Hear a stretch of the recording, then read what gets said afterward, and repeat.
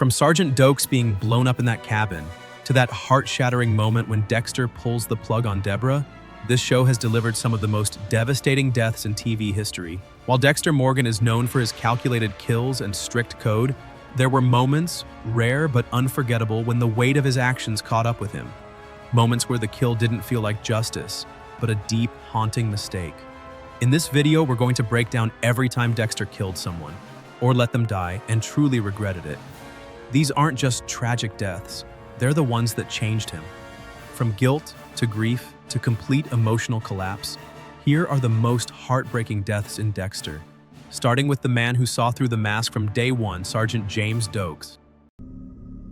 Sergeant Doakes was one of the very few people in Dexter's life who saw through the charming, innocent facade.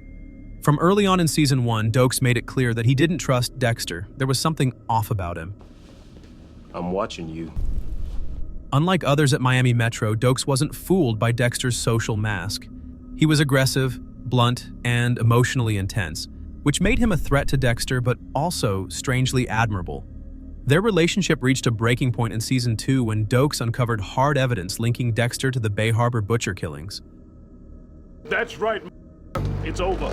Rather than turning Dexter in immediately, Doakes tried to do things by the book. However, Dexter captured him and locked him in a remote cabin, torn between his survival instinct and his moral code. The Code of Harry wouldn't allow Dexter to kill an innocent man, and Doakes, for all his rage, wasn't a killer. He was a good cop, possibly one of the only truly righteous people in Dexter's orbit. What makes this kill so tragic is that Dexter didn't even pull the trigger.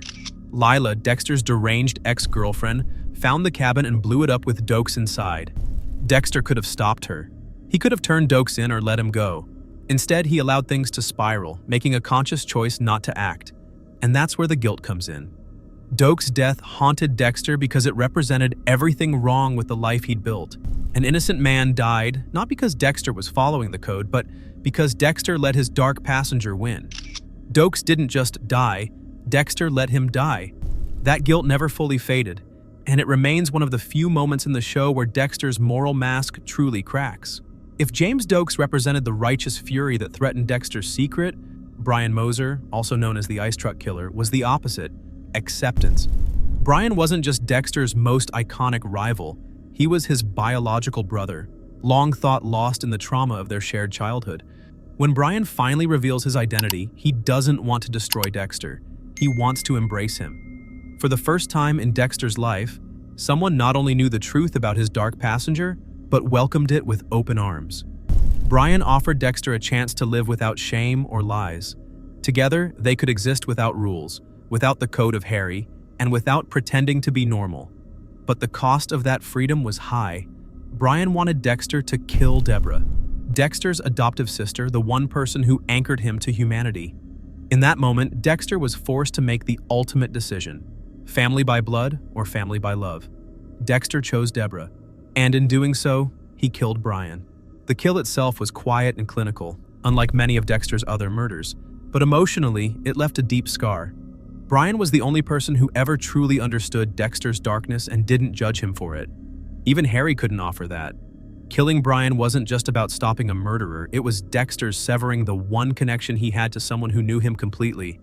The regret wasn't immediate. Dexter rationalized it through the code, but over time it haunted him. In later seasons, hallucinations of Brian return, acting as manifestations of Dexter's unfiltered ID, unburdened by guilt or the code. This shows how deeply Brian's death affected him. He didn't just lose a brother, he lost a part of himself and a chance to be fully known. While Brian Moser offered Dexter the acceptance of a brother in blood, Miguel Prado represented something even more dangerous: acceptance in society. Miguel wasn't a killer at first. He was a rising star assistant district attorney, a man of power, justice, and influence. But what started as an unlikely friendship turned into Dexter's biggest miscalculation. Dexter initially saw Miguel as a potential confidant, someone he could teach the code to, someone who could help him channel his darkness for good. For the first time since Harry, Dexter thought he could have a partner in his secret life. It felt like growth, even evolution. What if he didn't have to be alone? What if there could be two of them? But Miguel didn't want to follow the code. He didn't care about rules or justice. He wanted power, revenge, and control. That's right. I'll do what I want, when I want, to whomever I want. Count on it! Dexter knew he'd created something monstrous. The bond they built wasn't rooted in understanding, but in manipulation and ego. And in the end, Dexter had to kill him.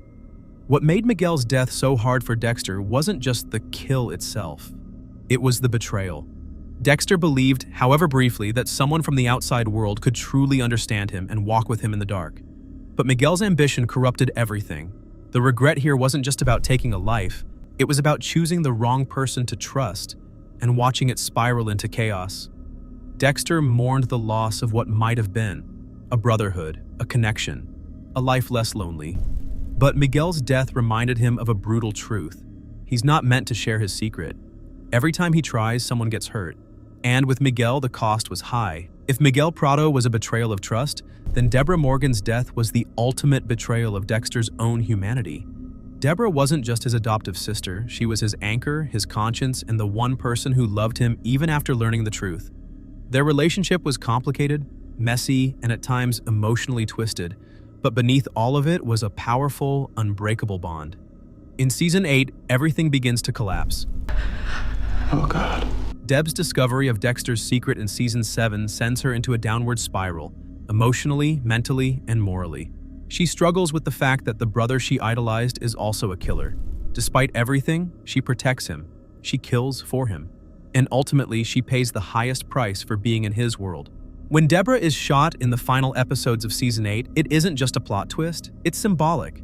She's Dexter's collateral damage. While the doctors initially save her, a stroke during surgery leaves her brain dead, stuck in a hospital bed with no chance of recovery. Dexter, numb and shattered, realizes that this is his fault. If she hadn't been pulled into his darkness, she might still be alive. The moment he removes her from life support is quiet but devastating. There's no ritual, no plastic wrap, no knives. Just love and unbearable loss. I love you, Deb. He carries her body to his boat, sails into the storm, and drops her into the ocean. It's not just a goodbye to Deb, it's a farewell to the illusion that he could live without consequences. Of all Dexter's regrets, this one cut the deepest. Debra's death was a consequence that no code could justify. In killing her, mercifully, he acknowledged that his darkness doesn't just hurt bad people, it destroys the good ones too. By the time Dexter confronts Oliver Saxon, aka the brain surgeon, he's already a man unraveling. Debra is brain dead, his world is collapsing, and the illusion of control that he's clung to for years has shattered completely. Saxon is a chilling antagonist, intelligent, sadistic, and personally responsible for Debra's fate. In any other season, this would be a textbook kill for Dexter. Justifiable, precise, and in line with the code. But this time, it's different. Saxon is captured, handcuffed in a holding cell. He's no longer a threat, he's a prisoner. Dexter walks in, alone, unarmed, and fully aware that there are cameras rolling. He takes out a pen from the evidence locker, provokes Saxon, and lets the man attack first. Then, in a moment of cold calculation, he stabs him in the jugular. It's quick, silent, and efficient, but it's also meaningless. This wasn't justice, it wasn't the code, it wasn't even vengeance. This was Dexter, broken and numb, trying to feel something. His voiceover says it all. I don't feel anything. For the first time in his life, the act of killing doesn't give him release. It leaves him empty. That's the true regret here, not the kill itself, but what it revealed. That Dexter had lost his ability to feel even the most basic human emotions. Saxon's death becomes symbolic. It marks the end of Dexter's belief that he can balance the code and a real life. It's the moment he realizes he's not just a killer, he's toxic to everything and everyone around him. And that realization pushes him toward the final, irreversible act in New Blood. In the end, Dexter Morgan's final kill was himself. By the time we meet Dexter again in New Blood, he's no longer the blood spatter analyst from Miami.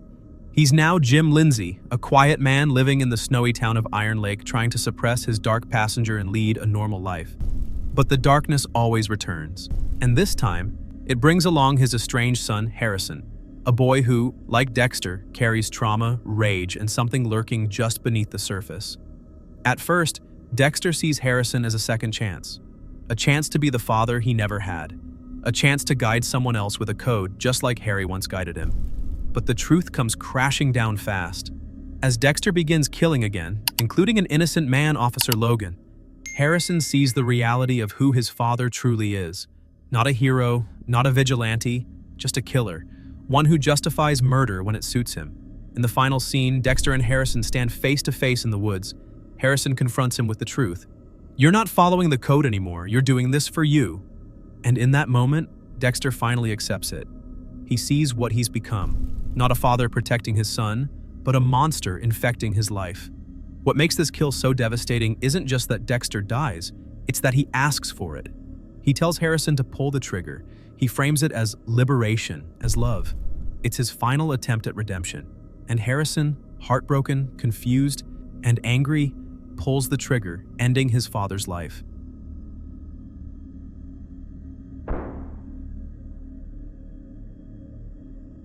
This wasn't revenge, it was mercy. It was the most emotional, human act of the entire series. And for Dexter, it was the ultimate regret. Not just dying, but realizing too late that his existence had always been the real danger to the people he loved. Which of these kills do you think hit Dexter the hardest? Drop it in the comments.